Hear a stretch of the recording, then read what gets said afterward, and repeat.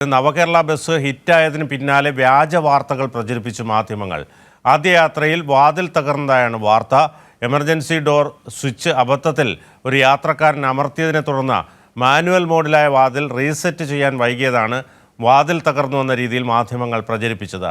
ബത്തേരിയിൽ നിന്ന് നിമിഷങ്ങൾക്കകം പരിഹരിച്ച ലളിതമായ ഒന്നിനെയാണ് മാധ്യമങ്ങൾ ഇത്തരത്തിൽ പർവ്വതീകരിച്ചത്.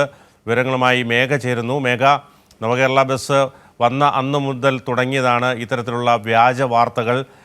അതിൽ പല ആഡംബര സംവിധാനങ്ങളും ഉണ്ടെന്നൊക്കെ ഉള്ള രീതിയിൽ ആദ്യം പ്രചരിപ്പിക്കുന്നൊരു സാഹചര്യമുണ്ടായി. പിന്നീട് അതെല്ലാം വെറും ആരോപണങ്ങൾ മാത്രമാണെന്ന് കൃത്യമായി തെളിയിക്കാൻ കഴിഞ്ഞു. ഇപ്പോൾ ഈ ബസ് ഈ ട്രിപ്പ് തുടങ്ങിയപ്പോൾ തന്നെ ആദ്യ യാത്രയിൽ വാതിൽ തകർന്നതായൊക്കെ വാർത്ത കൊടുക്കുന്നു. എമർജൻസി ഡോർ സ്വിച്ച് അബദ്ധത്തിൽ ഒരു യാത്രക്കാരൻ അമർത്തിയതിനെ തുടർന്നുണ്ടായ മാനുവൽ മോഡിലായതുമായി ബന്ധപ്പെട്ടാണ് ഇത്തരത്തിൽ സംഭവം ഉണ്ടായത്. വളരെ പെട്ടെന്ന് തന്നെ പരിഹരിക്കപ്പെടുകയും ചെയ്തു.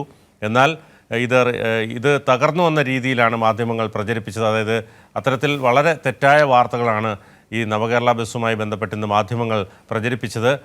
ഏതായാലും അത് സംബന്ധിച്ചുള്ള കൂടുതൽ വിശദാംശങ്ങൾ എന്തൊക്കെയാണ്? നവകേരള യാത്രയ്ക്ക് മുഖ്യമന്ത്രിയും മന്ത്രിമാരും ഉപയോഗിച്ച KSRTC ബസ്സാണ് ഗരുഡ പ്രീമിയം എന്ന പേരിൽ ഇന്ന് നിരത്തിൽ ഇറങ്ങിയത്. രാവിലെ 4 മണിക്ക് കോഴിക്കോട് നിന്നും ബസ് യാത്ര ആരംഭിച്ചു. ബാംഗ്ലൂരിലേക്കാണ് പുതിയ സർവീസ് ആരംഭിച്ചിരിക്കുന്നത്. 11:30 ബംഗളൂരുവിൽ എത്തിച്ചേർന്നു. അതിനു പിന്നാലെ 2:30 ബംഗളൂരിൽ നിന്ന് തിരിച്ചും യാത്ര ആരംഭിച്ചിരിക്കുകയാണ്. 10 മണിയോടെ കോഴിക്കോട് എത്തിച്ചേരുകയും ചെയ്യും.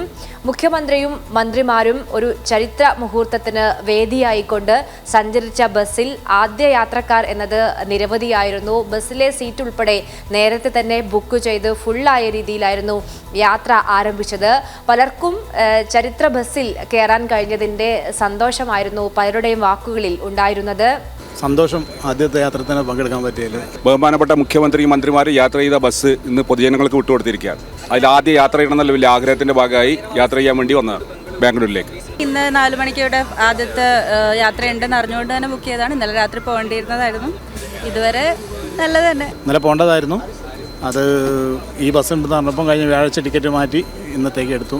ഒരാൾക്ക് GST ഉൾപ്പെടെ 1256 രൂപയാണ് ബസ്സിൽ ടിക്കറ്റിനായി ടിക്കറ്റ് നിരക്ക്. പലരും ഈ ബസ് പുതിയ സർവീസ് ആരംഭിക്കുന്നുണ്ട് എന്നറിഞ്ഞുകൊണ്ട് യാത്ര തന്നെ മാറ്റിവെച്ച് ബസ്സിൽ യാത്ര ചെയ്യാനുള്ള അവസരം ഉപയോഗിക്കുകയായിരുന്നു പലരും ചെയ്തിരുന്നത്.